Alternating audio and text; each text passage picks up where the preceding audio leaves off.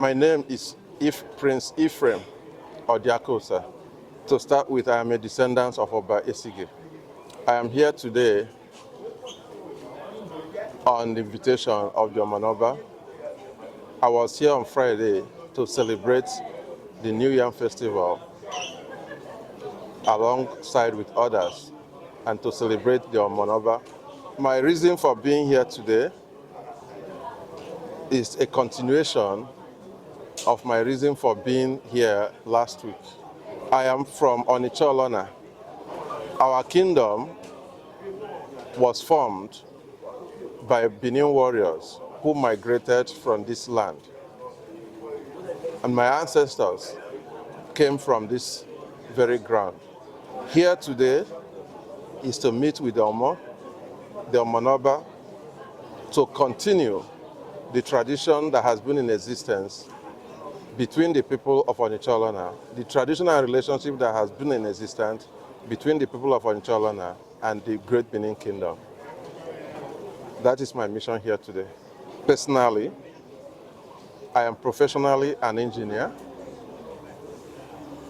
I am a citizen of the United States of America, as I am a citizen of Nigeria, and I reside in the United States. It came a time, during the time of Oba the first, when, as a result of his expansionist mission, conquering towns and villages and making them subject to himself, someone or some kingdoms or communities were not too happy with that. To make sure, because they believed that they might be the next target, they sent someone to go in and do something about it. The person came into the territory, the Igoromigodo territory or the Ubini territory, and started performing his medicine that he knows well to do. As a native doctor, the news of his proficiency got to Oba the first. He was invited to perform for Oba. His performance pleased the Omanoba, and then he retained him. As time went on, to cut this long story short, Omanoba found him suitable to preside over the Igbo-speaking tribes who were in the kingdom or in the empire. Hence, to install some enoges over some tribes that he needed people who can understand them better administered. He installed the native doctor as the enoge or eze in Igbo language to preside over that Igbo tribe. At the same time, he gave one of it to him to marry. Along the line, he felt comfortable, he felt he has arrived, it was time for him to strike. He asked his wife to help him kill her father. She left the woman, the princess, in a difficult corner to choose between the love of a husband and the love of a father. And she refused to kill her father. In order to cover the plot, her husband killed her. Now, that triggered a big problem. Warriors were sent after him, and the war began. Our people started chasing him. This continued. They fought and caught up with him, subdued him. He pleaded for them not to harm his children. who are equally the grandchildren of Obaiwari.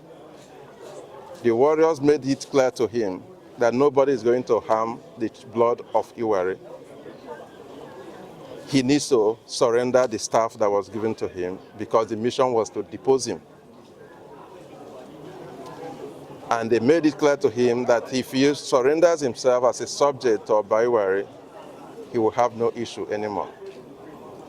He surrendered,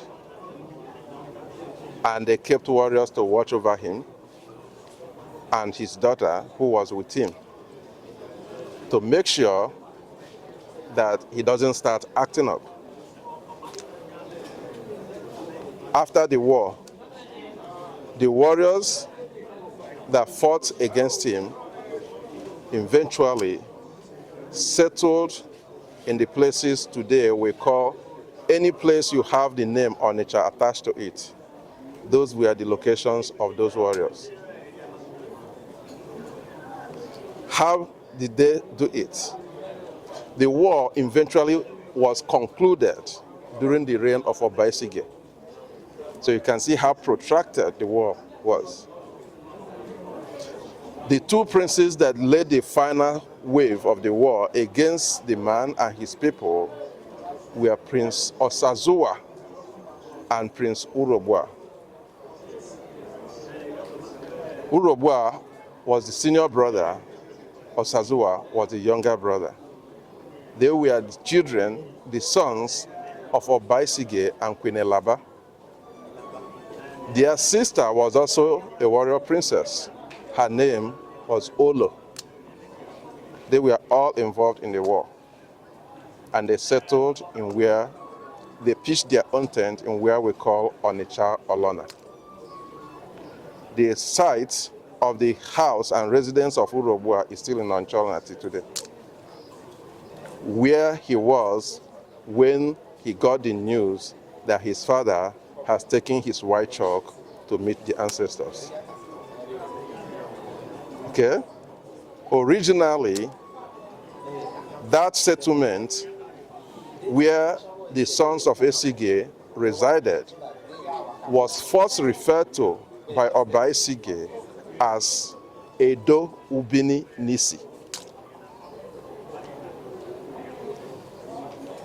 Fast forward, when Oba Urobua ascended the throne, as a way of love and in honor to his younger brother, who has been very supportive of him, all the area where the fought war, he mapped it out and named it Iho Mioto, conquered. The location where the warriors were situated in order to keep peace in that enclave, they had warriors set in the north, in the south, in the east, and in the west. To the north, you have Ihomioto or Homina, Ihomioto Ubo, and Ihomioto Eko. Those towns today are called Onicha Olona, Onichubo, and Onichuoko, or Onichuku. You go to the south, we have Ihomioto Ukwane and Ihomioto Abo. Those two towns today, those two settlements today are what we call Onichukwane and Abo.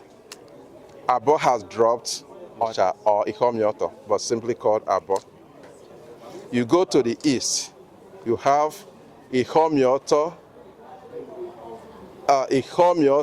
Ado and Ukumaga Ado.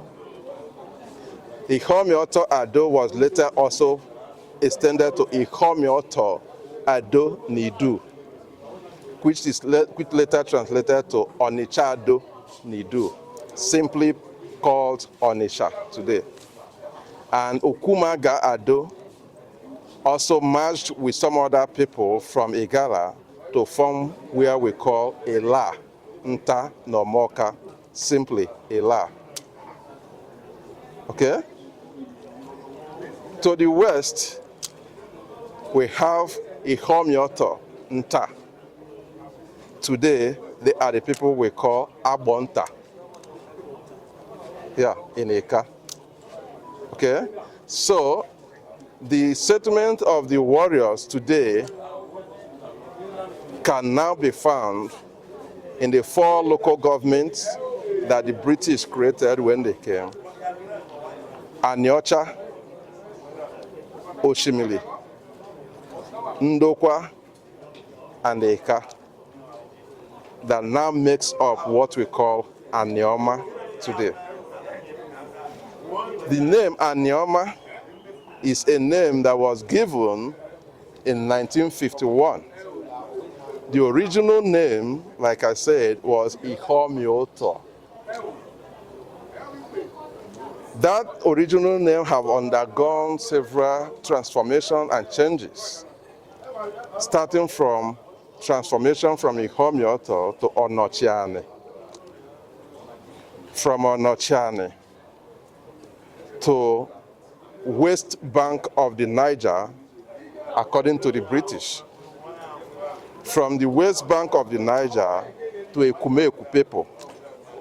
From Ekumeku people to Anioma. So this is the phase of changes in name that has taken place. If you Google Anioma today, you'll have it read. Anioma is an ancient and industrious nation because they do not want to regard it as a kingdom anymore. A strategic move to distort our history, mask our identity. Okay? I have heard someone ask, how do you mean Anioma is a Benin land? I have to make it clear.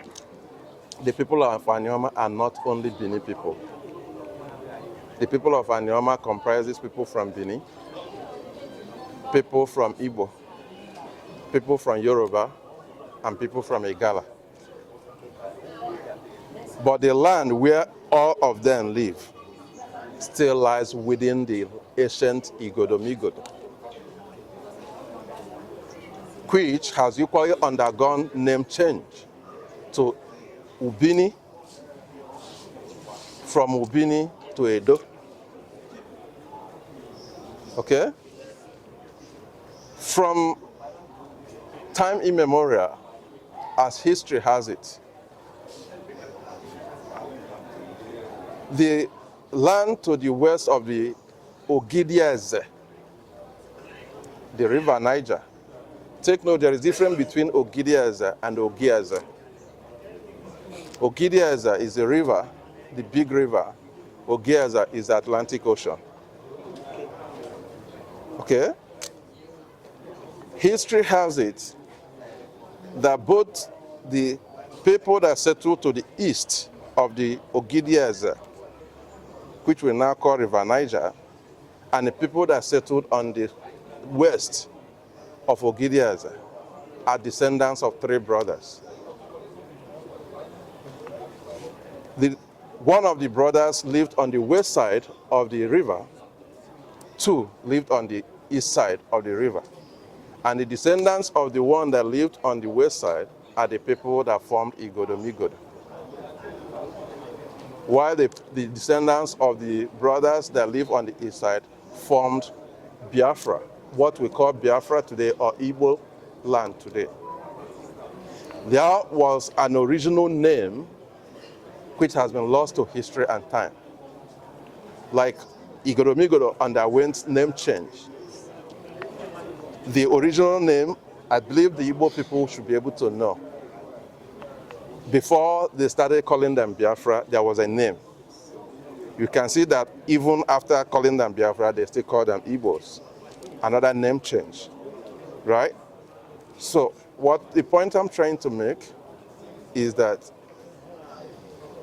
the land to the west of the Ogidieze, which is the present-day River Niger, was said by history, not by me, history narrated by our ancestors and passed down, was said to belong to Igodomigodo people, the descendant of one of the brothers which is from Asaba to the west. To the east is the land belonging to the descendants of the other two brothers. So, I dare to say that there is no need for people to argue as to who owns land, this land, and who owns the other land. It is not a crime for a nephew to go to his uncle's house to live. Okay? So, just as our brothers from the other side of the river has crossed over to live with us, I believe some of our brothers have crossed over to live on their side. Yesterday, I said the same thing when I was interviewed. Nothing stops me from going to Igbo land to buy a land. When I buy the land, it belongs to mine. But the certificate will still indicate that I bought the land in Igbo land. Similarly, nothing stops our brothers from the other side to come and live in our compound.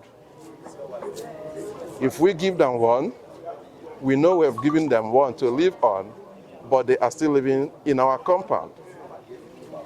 So our brothers from the other side, as well as our Yoruba brothers and sisters and Igala brothers and sisters, we are all living in the same compound. There is no need to fight. Okay. But how come is the said visitors are now the one claiming to be the owner? Well, life is very intricate. Life is very intricate, and confusion can always arise as time goes on. But until history is narrated properly for the purpose of information, people will never know what they do not know. And that is why it is advisable not to fight what you don't know, because you wouldn't know the ammunition that the unknown will use to fight you. Thank you very much, sir. Thank you.